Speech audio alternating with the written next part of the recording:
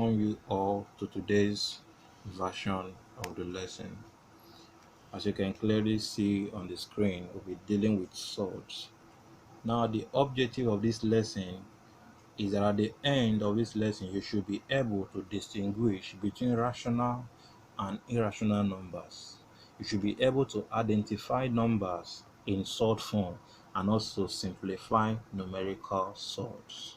Now, the question is, what are swords? What are swords? All right, swords are irrational numbers. Please don't mind my writing. Swords are irrational numbers. So when I say irrational number is simply the opposite of rational numbers. And what are rational numbers? Rational numbers are numbers that can be expressed as either a whole number or a fraction. So any other number outside this is called irrational, and swords fall among the categories of irrational number. One example of an irrational number is pi. This is how I write my pi. Please, you can choose to write yours in your own way, but this is my pi. So pi in most cases is regarded as 22 all over 7, but believe me, this is not the actual value of pi. We only assume pi to be this for calculation purposes. Pi is equal to 3.141592, and it continues. It doesn't have an end. Each decimal keep reoccurring, and these are one of the characteristics of an irrational number.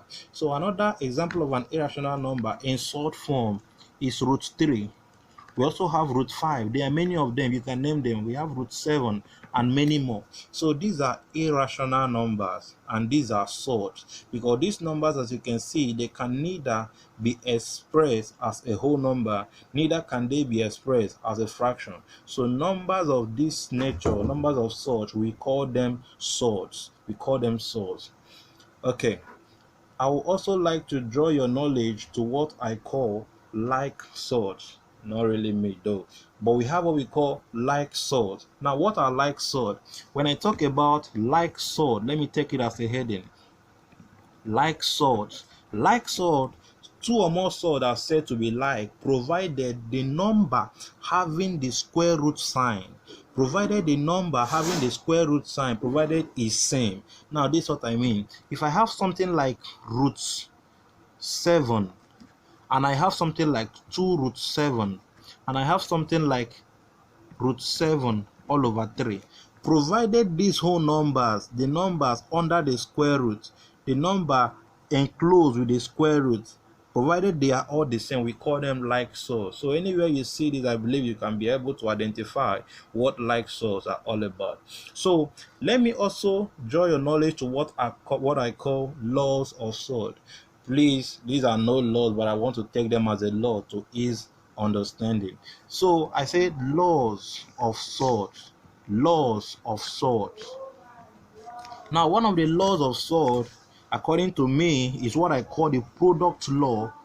I call them laws because these are very, very lucrative. It can be used to solve problems as regards to many of them once it has to do with sword. I call one product law.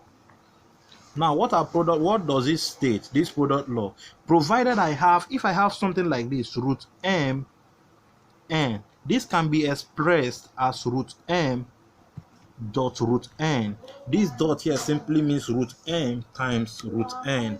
So in such a case, when I have root m n, it is equals to root m times root n. So this is what I call the product law. Another law is what I call the division law. I call this one the division law.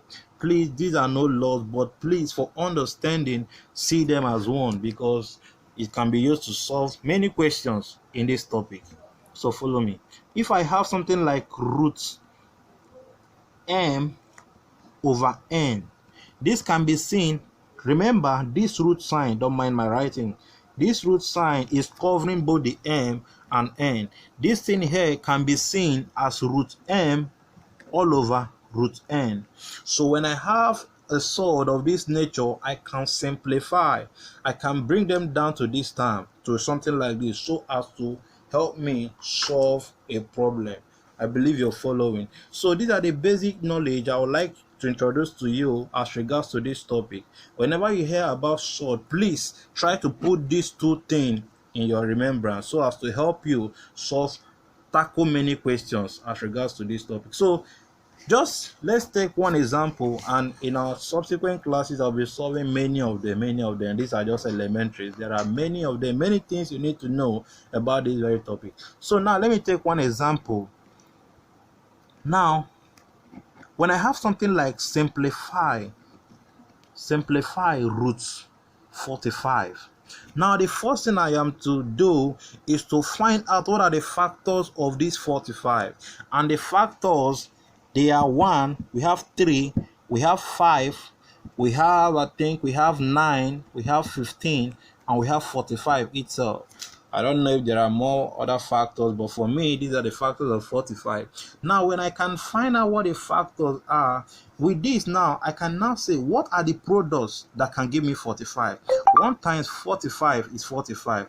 3 times 15 is 45. 5 times 9 is also 45. So with these two numbers, I can see that 9 is a perfect square. So I can say that root 45 can also be equal to root 9 times 5. Because 9 is a perfect square, I can split this in according to our first law, which I call the product law. This is equal to root 9 times root 5. And root 9 is a perfect square, which is 3. So this is 3 root 5. And this will give me the answer. So root 45 is equal to 3 root 5. So in our subsequent classes, I'm rushing because I have some other things to deal on, but for the purpose of this class, just understand the basic, and in our subsequent classes we'll learn more and more about this. And please, if you have any problem, do well to comment on our board below.